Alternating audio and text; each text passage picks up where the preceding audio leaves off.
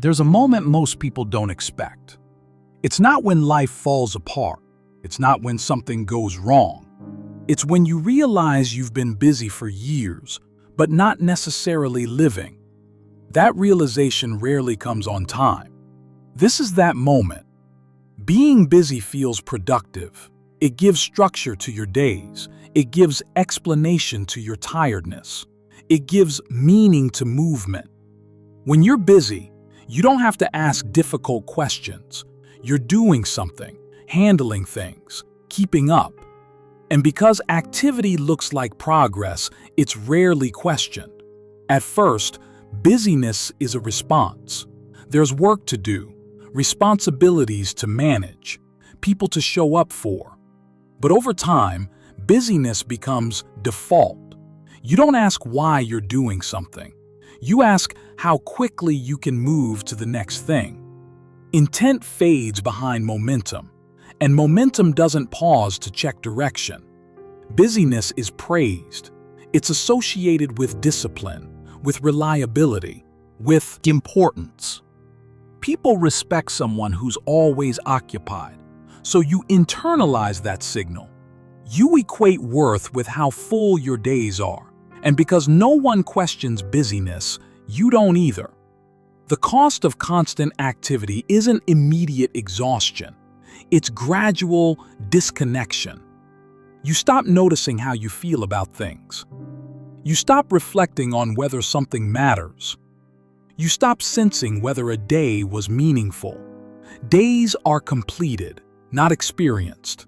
And because completion feels productive, the cost stays invisible. The realization comes when activity slows. A quiet evening, a day with nothing planned, a moment where there's no urgency to respond to. That's when you notice how unfamiliar stillness feels.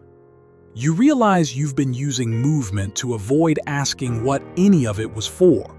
Not intentionally, automatically. This realization is uncomfortable because nothing was technically wrong. You weren't irresponsible. You weren't lost. You were functioning. But functioning isn't the same as engaging.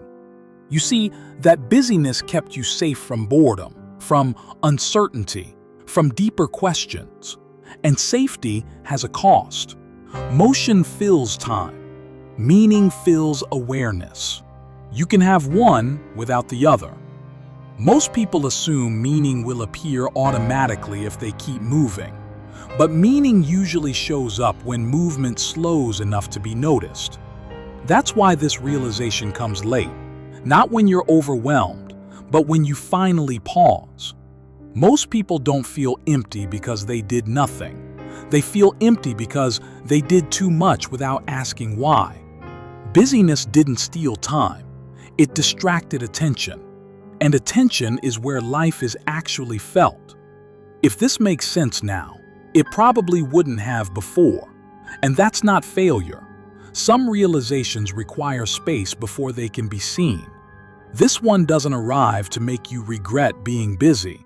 It arrives to explain why movement felt easier than stillness.